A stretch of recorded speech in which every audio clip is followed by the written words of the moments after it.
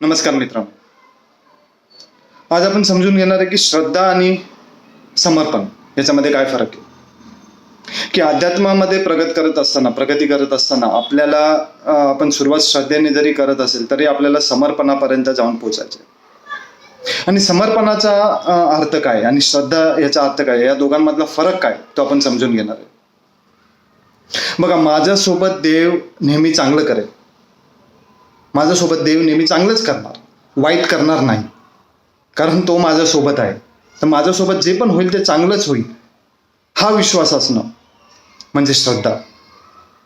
श्रद्धा म्हणजे माणसाला असं तो भार देवावरती टाकतो आणि देवावरती भार टाकून त्याला वाटतं की देव माझ्या पाठीशी पूर्णपणे उभा आहे आणि त्यामुळे माझ्यासोबत जे पण होईल ते चांगलं होईल. आणि समर्पण जे आहे, समर्पण याचा एक पाऊल पुढे. समर्पणाचा अर्थ आहे की माझ्यासोबत देव चांगलं करो किंवा वाईट करो, मला आता त्याच्यामध्ये काहीही इच्छा माझी स्वतःची अशी नाही. समर्पणामध्ये मी ही इच्छा नाही ठेवत की माझ्यासोबत देव चांगलंच करेल. माझ्यासोबत देवाने आता काही करायचे ते करू दे. मी स्वतःला समर्पण करून टाकलं, जशी एक नदी स्वतःला समुद्राला समर्पण करून टाकते. ते आता हा विचार नाही करत की मी गोड नाही राहणार, मग मी खारट होईल, कारण मी समुद्रामध्ये, ती स्वतः समुद्र होणार. त्यामुळे समर्पणाचा जो अर्थ आहे, समर्पण याचा अर्थ असा आहे की देव माझ्यासोबत चांगलं वाईट, मला चांगलं होईल वाईट होईल, देव काय करेल ही इच्छाच आता माझी राहिलेली नाहीये. माझी इच्छा सुद्धा मी पूर्णपणे त्याग केली. आता तो जो माझ्यासोबत करेल ते करेल. माझा कुठलाही भाव, माझा देहभाव, मनातला भाव, बुद्धीतला भाव, हा पूर्णपणे मी देवाला देऊन टाकलेला.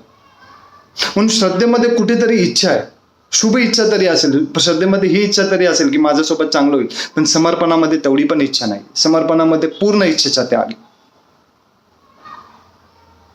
श्रद्धेमध्ये कुठेतरी अपेक्षा आहे.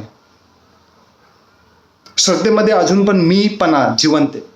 श्रद्धेमध्ये मला, माझं चांगलं होईल ही अपेक्षा आहे, पण समर्पणामध्ये ते नाही. समर्पणामध्ये मी राहतच नाही. म्हणून माझं चांगलं होईल किंवा वाईट होईल, जर मी राहिलोच नाही तर माझं ही गोष्ट राहतच नाही. आणि त्यामुळे समर्पणापर्यंत आपल्याला पोचायचं आहे.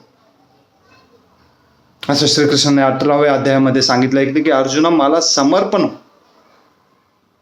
तुझं जे चांगलं करायचंय वाईट करायचंय ते मला माहिती आहे. उलट मला जास्त चांगलं माहिती आहे की तुझ्यासोबत काय केलं पाहिजे. म्हणून तू स्वतःच्या इच्छा न ठेवता, स्वतःच्या अपेक्षा न ठेवता पूर्णपणे, पूर्ण मनोभावाने मला समर्पण होऊन जा. हा फरक आहे. जशी नदी समर्पण होते समुद्राला, आणि आपण बघतो ज्यावेळी नदी समर्पण होते त्यावेळी नदीचं नदीपण न राहता नदी स्वतः समुद्र होऊन जाते. ज्यावेळी एक बीज समर्पण होतं मातीमध्ये, त्यावेळी ते बीज न राहता तो बीज सुद्धा एक वृक्ष बनतं. त्याप्रमाणे आपण ज्यावेळी देवाला समर्पण होतो त्यावेळी आपल्यामध्ये सुद्धा दैवी गुण जागृत होतात आणि आपण सुद्धा माणूस न राहता आपण सुद्धा देव होऊन जातो. ज्याला आपण समर्पण होतो आपण त्याच्यासारखं होतो. मग हा फरक आहे श्रद्धा आणि समर्पणामध्ये. म्हणून आपल्याला समर्पण शिकायचं आहे. पूर्णपणे देवावरती भार टाकून, पूर्णपणे देवाला समर्पण करून, स्वतःच्या कुठल्याही इच्छा न ठेवता तो जसा करेल त्या इच्छामध्ये सुख मानणं आणि त्या इच्छामध्येच रत राहणं, याला समर्पण म्हणतात. जय श्रीराम.